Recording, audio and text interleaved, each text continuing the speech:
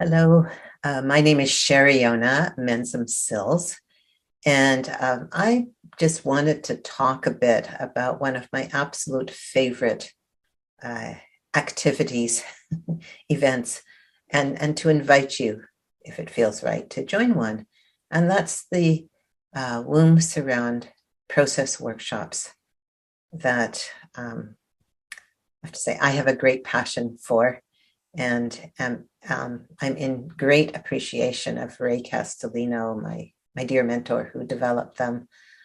He sadly passed away not too long ago, but he really left an amazing legacy for a very gentle, safe way to work with very early trauma.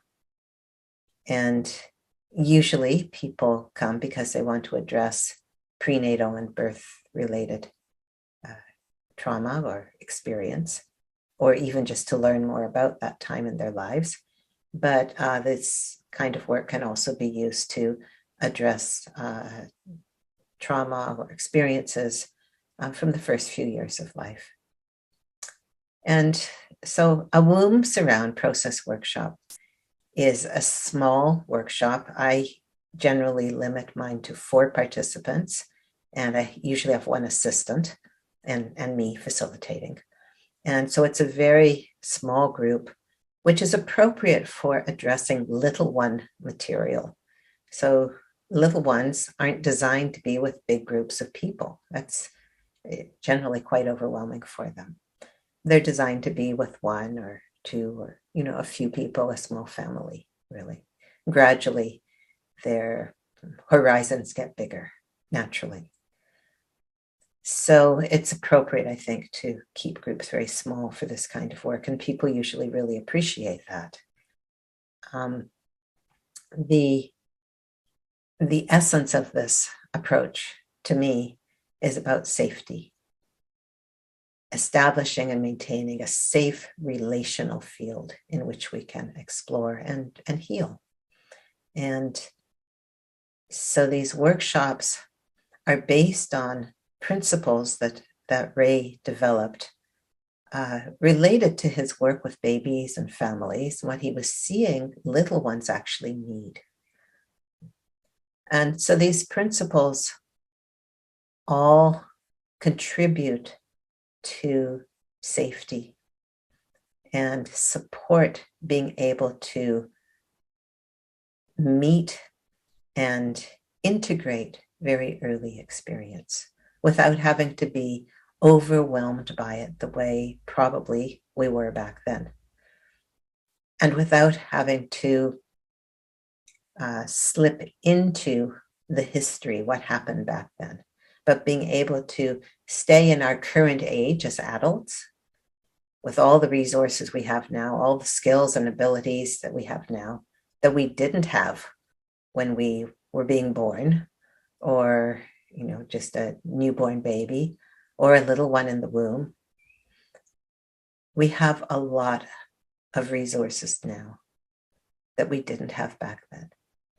And so from that place of our current age, we can look at our history without being pulled into it. So little ones don't have the ability to differentiate between what is theirs and what someone else's. So we practice that, we support that in the workshops, and also to differentiate between what happened back then and what's happening now. They just experience things directly, experientially, in their bodies. And so we also approach this in a somatic way, including an awareness of body, and if there's movement, there's always movement of some kind, but we support what movement wants to happen in a contained way. So we can look at what happened back then and begin to integrate what happened back then, begin to understand it more, and to process whatever charge or emotions, feelings are left over from that, we can process them. And we can do that within a safe relational field. Little ones absolutely depend on connection, usually connection with their mother, but from conception on, sperm and egg depend on connection with each other to survive. Connection, relationship is essential, even at a cellular level.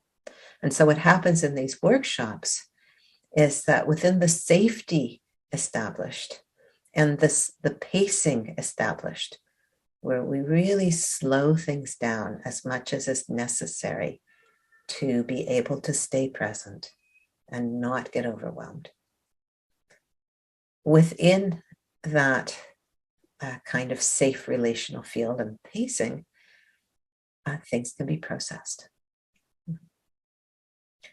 So I'll say a little bit about how that happens. And what I've been doing lately is 3.5-day workshops for 4 people. And the first half day is about establishing our field. So there's some introductions, and we go over the principles and make sure everybody understands them and is willing to do their best to live according to them, at least during the workshop. And the first one, to give you a taste, is welcome. Can we welcome ourselves? Can we welcome each other? Can we welcome what is in this moment? That's quite powerful just in and of itself. We go through the principles and we get to know each other a bit. So when we come back the next day, we usually start a day with some settling. I guide you through, and check-ins to check where everybody's at. And then we find out whose turn it is.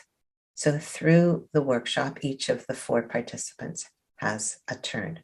When the entire group is there to support you as the turn person in whatever your intention is, which usually relates to some aspect of early history. And so determining whose turn it is isn't about me saying, okay, it's your turn, which may be more like what happened, say, at your birth, when someone else decided on the timing of the birth. But naturally, the baby decides when it's time to be born and initiates the birth.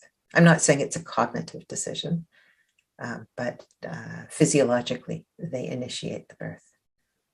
And our physiology is part of ourselves, can also make decisions. So there's a whole, I find, fascinating process in finding out whose turn it is, where I really support you in looking inside. And does it feel like it's time for you to take your turn or not? Really listening to that, being truthful with yourself and with others. And that in itself can be very healing for people. But once we know whose turn it is, the turn person affirms their turn to each person in the group, which is something like turning to the person and saying, it's my turn now. And that person responds however they do. It might be something like, yeah, I'm glad you're taking your turn, or I'm really wanting to support you in your turn, or something like that. So the turn person really gets a sense of being supported by all these people here. And it can also be very powerful to affirm one's turn, really say, here I am, this is my turn. I'm taking my turn now. So again, that step can be quite powerful. Then we move into looking at what your intention is for the turn. And intention is a very important part in this work. You might think about us coming into life with an intention. What's my intention in being in this life or being in this family? But you might not think on that level. That's okay. But there are so many aspects to our pre and perinatal history. Having an intention can really help to focus what we do in the turn. And that's really helpful. So we're not all over the place, which again could be overwhelming, okay, for the turn person and for the group. Right? So we're staying on course with whatever the intention is.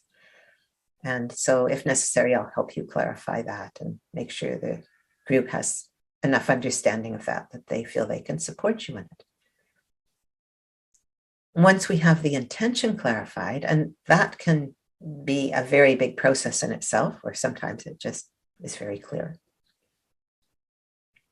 Then we move on to the next part, which we call relevant history. And this is about looking at aspects of your history that are relevant to the intention. Although you don't need to figure that out. Often people just come up with something and it turns out to be an important thing to talk about. So we do that also in a way that helps you, it actually helps the whole group to not be overwhelmed by whatever the history is. And we do it in a very relational way, where I probably will suggest that you assume your current age, whatever age you actually are now. So you're in your adult. And from that place, you look around the group and assess your current level of safety here and now, current age. And choose one person in the group to share one piece, one chunk of your history. We go by chunks or pieces so that each piece can be considered and responded to and integrated before we move to the next. So again, what happened back then could have been very speedy for the little one and very overwhelming. We take one chunk at a time, and that becomes manageable. So it can then become a more coherent story of what happened to me. And any emotions that need to be processed can be processed in a gentler, more contained way. So usually through the process of looking at relevant history, some exploration becomes apparent. And that may be something like you're talking about your birth and you start to go into something like this.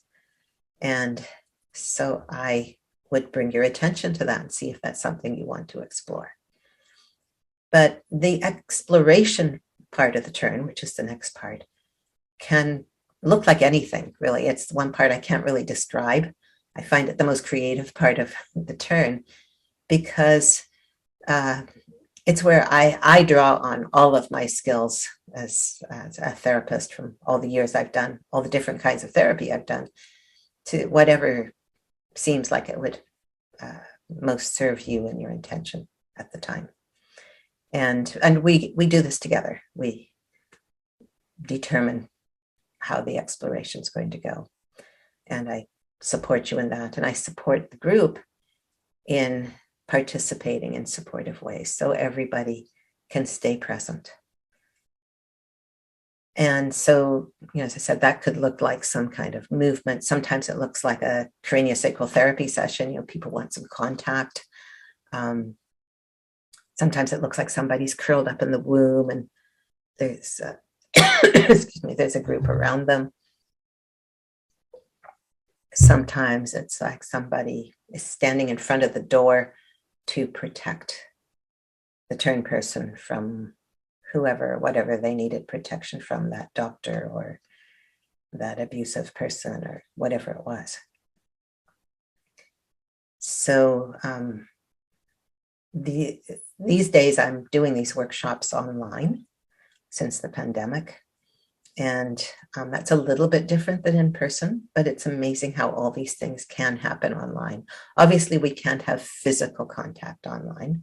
I want to make the physical contact there, and it's not quite physical, but we're all amazed by how it feels like it is. In fact, all of us that have been doing the work online have been amazed at how similar it is to working in person. So the exploration continues, whatever it looks like, whether it's in person or online, until we have a sense of completion. And then we shift to some group sharing, where each person in the surround has a chance to express something about how they were touched by your turn. The group sharing is, again, a very important part of the turn that enables or supports differentiation. So it's about each person talking about their own experience, how they were touched. It's not about the turn person. And that supports both the turn person and people in the surround in differentiating. And that makes for further integration and clarity. So when we finish that, we take a break. And I like to take 2-hour lunch breaks in my workshops. And we either come back and do another turn, or we break for the day. And usually the next day, we have some time for debrief and integration. So the turn itself is very, you might say, right-brained experiential. And so it's helpful to be able to take some time to be more in the left brain about it and look at questions. What was that about? What actually happened? Why did we do this? And also talk about integration. I usually have some ideas for how you can integrate more fully the work into your life. And then we move on to the next turn usually, or a break, whatever's coming. So through the workshop, each participant has a turn. And usually people find that it's not just their own turn where they do their work or feel processing or learn or develop insight, that it also happens through being in each person's turn. So it's quite a powerful process. And personally, I love it. Having done years and years of much more cathartic kinds of therapies, I am so grateful, again, to Ray for developing this, and for modern trauma therapies that help us to be able to process more gently. So if this appeals to you at all, I invite you to contact me. There's a page on my website about the womb surrounds, and there's a history application form you can complete and send to me.